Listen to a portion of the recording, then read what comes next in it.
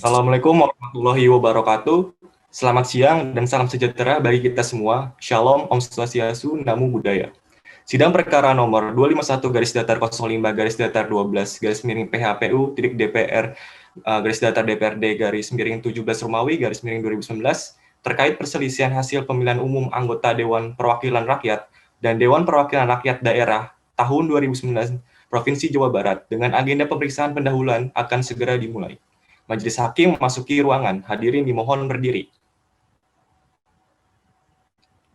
Hadirin silakan duduk kembali. Kepada para pihak dipersilakan masuk ke dalam ruang persidangan.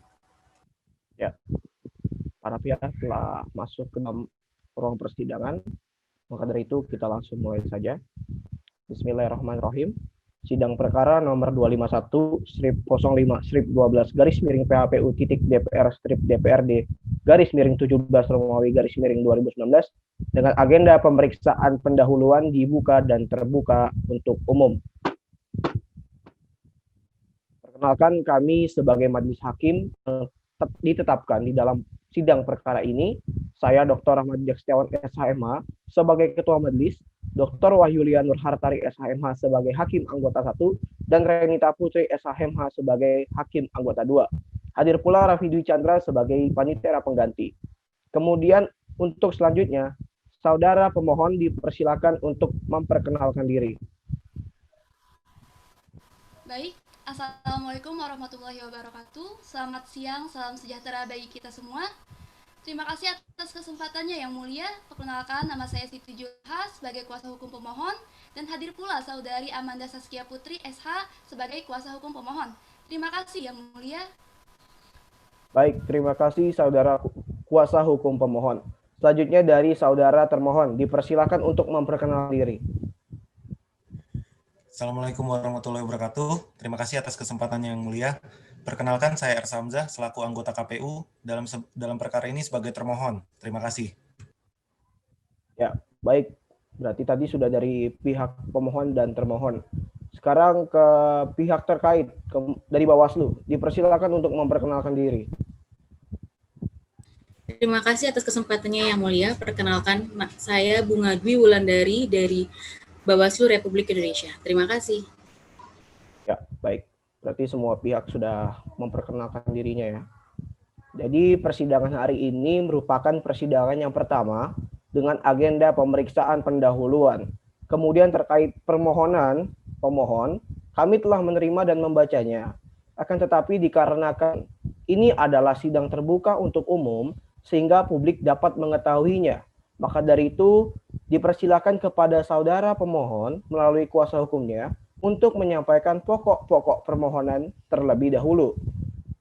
Dari pihak kuasa hukum pemohon, siapa yang akan menyampaikannya? Mohon izin yang mulia, untuk penyampaian pokok-pokok permohonan akan dibacakan oleh saya Siti Julaiha SHMH dan saudari Amanda Saskia Putri SH yang mulia. Oke, baik. Kalau seperti itu, maka dipersilakan kepada kuasa hukum pemohon untuk menyampaikan pokok-pokok permohonannya. Baik, terima kasih sebelumnya yang mulia. Mohon izin untuk pembacaan pokok-pokok permohonan. Pertama, mengenai kewenangan Mahkamah Konstitusi pada pokoknya adalah dengan dasar-dasar pasal 24C ayat 1 Undang-Undang Dasar 1945, pasal 10 ayat 1 huruf D Undang-Undang MK, pasal 29 ayat 1 huruf D Undang-Undang Kuasaan Kehakiman, dan pasal 474 ayat 1 Undang-Undang Pemilihan Umum. Yang intinya yang mulia bahwa permohonan pemohon adalah mengenai pembatalan keputusan KPU nomor 1315 garis miring KPU garis miring Romawi 8 garis miring 2019 tentang perubahan atas keputusan pemilihan umum nomor 987 garis miring KPU garis miring 2019 tentang penetapan hasil pemilihan umum presiden dan wakil presiden, anggota DPR Provinsi, anggota DPRD Kabupaten atau Kota secara nasional dalam pemilihan umum tahun 2019 tertanggal 31 Agustus 2019. Kemudian yang mulia, untuk kedudukan hukum atau legal standing berdasarkan pada pasal 74 ayat 1 huruf C Undang-Undang MK, pasal 3 ayat 1 Peraturan MK nomor 2 tahun 2018, serta berdasarkan keputusan KPU tentang legal standing Partai Nasdem sebagai partai politik dalam peserta pemilihan anggota DPR, DPRD Provinsi dan DPRD Kabupaten atau Kota tahun 2019, dan juga berdasarkan kepada keputusan KPU Partai Nasdem dan nomor urut 5 sebagai salah satu partai politik pemilu 2019. Maka berdasarkan hal tersebut, Yang Mulia, pemohon memiliki kedudukan hukum atau legal standing untuk mengajukan permohonan pembatalan keputusan KPU nomor 1315 dan mengenai tenggang waktu pengajuan permohonan yang terdapat di halaman 4, Yang Mulia, dengan dasar-dasar pasal 74 ayat 3 Undang-Undang MK, pasal 474 ayat 2 Undang-Undang Pemilu, dan pasal 6 ayat 1 PMK nomor 2 tahun 2018, Yang Mulia. Baik. Hal tersebut sudah dianggap dibacakan. Pemohon sudah mengajukan permohonan tersebut pada tanggal 2 September 2019 ya. Baik, Yang Mulia, benar sekali. Pada tanggal 2 September kami sudah mengajukan permohonan. Baik, selanjutnya langsung saja kepada pokok permohonannya. Ya, langsung kepada pokok permohonannya saja. Ya, dipersilakan untuk dibacakan. Baik, Yang Mulia, untuk pokok permohonan akan dibacakan oleh rekan saya, Amanda Saskia Putri SH. Izin melanjutkan untuk membacakan pokok permohonan, Yang Mulia. Persandingan perolehan suara partai politik untuk pengisian keanggotaan DPR Kabupaten Bekasi, Dapil Bekasi 2, sesuai yang tertera dalam tabel nomor 1, bahwa putusan Mahkamah Konstitusi nomor 199 dan seterusnya, tanggal 9 Agustus 2019, sepanjang perolehan suara untuk DPRD Kabupaten Bekasi, daerah pemilihan Bekasi 2, yang amar putusannya adalah sebagai berikut. Maaf, interupsi kepada kuasa hukum pemohon. Amar putusan sudah dianggap dibacakan juga. Jadi silakan langsung saja bacakan inti pokok-pokok permohonannya. Oke? Ya, dipersilakan. Baik, Yang Mulia, sudah dianggap dibacakan. Saya langsung bacakan saja inti pokok permohonannya. Ya, saudara, dipersilakan. Bahwa pelaksanaan penyandingan data pada formulir C1 dengan formulir C1 Plano untuk TPS-TPS di Telaga Murni, Kecamatan Cikarang Barat, Kabupaten Bekasi belum dilakukan penyandingan data sesuai dengan kesepakatan tanggal 23 April. Bahwasanya kesepakatan 23 April itu sesuai dengan putusan MK nomor 199 halaman 312.4, yaitu PSU dilakukan ketika terdapat ketidaksesuaian data setelah penyandingan, Yang Mulia. Bahwa oleh karena KPU tidak mengetahui TPS mana saja yang sudah disandingkan sebelumnya, maka KPU memerintahkan untuk menyandingkan seluruh TPS di Desa Telaga Murni sesuai dengan surat nomor 1151 dan seterusnya tertanggal 16 Agustus. Kemudian bahwa berdasarkan hasil dari penyandingan data formulir C1 hologram dan C1 plano, tanggal 20 Agustus 2019 ditemukan bahwa terdapat 9 kotak suara tidak lengkap, formulir C1 atau tidak ada C1 hologram, bahwa terhadap ketiadaan C1 plano dan atau hologram, saksi mandat partai politik menyampaikan keberatan dan meminta perhitungan surat suara ulang di 9 TPS yang kotak suara tidak lengkap. Formulir C1 atau tidak ada C1 hologram. Kemudian bahwa terhadap penyandingan C1 salinan situng, pemohon berpendapat bahwa hal tersebut tidak sesuai dengan perintah Mahkamah Konstitusi. Lagi pula situng bukan merupakan data sandingan sehingga pemohon beserta saksi mandat peserta pemilu tidak mengakui penyandingan data yang dilakukan dengan salinan formulir C1 yang diunggah ke situng atau salinan formulir C1 yang diumumkan oleh KPPS. Mohon izin melanjutkan, Yang Mulia. Ya, baik, dipersilakan.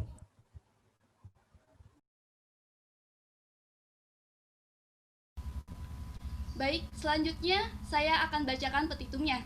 Berdasarkan uraian sebagaimana yang telah dijelaskan, pemohon memohon kepada majelis hakim untuk tidak menutup mata dan dapat bertindak tegas atas ketidakadilan yang terjadi secara terang-terangan.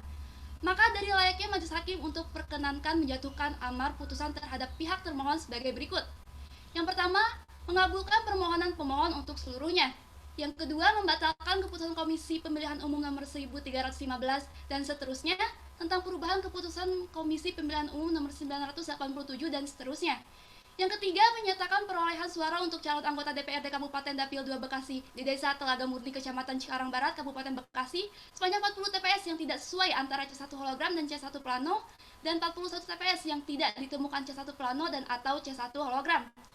Yang keempat, memerintahkan Komisi Pemilihan Umum untuk membuat rekapitulasi tanpa menyertakan perolehan suara untuk calon anggota DPRD Kabupaten Bekasi Dapil Bekasi 2 di daerah Telaga Murni, Kecamatan Cikarang Barat, Kabupaten Bekasi sebanyak 40 TPS yang tidak sesuai antara C1 hologram dan C1 plano, dan atau 41 TPS yang tidak ditemukan C1 hologram dan atau C1 plano.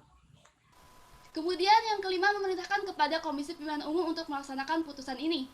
Atau apabila Mahkamah Konstitusi berpendapat lain, mohon putusan yang seadil-adilnya. Demikian yang mulia permohonan dari pemohon.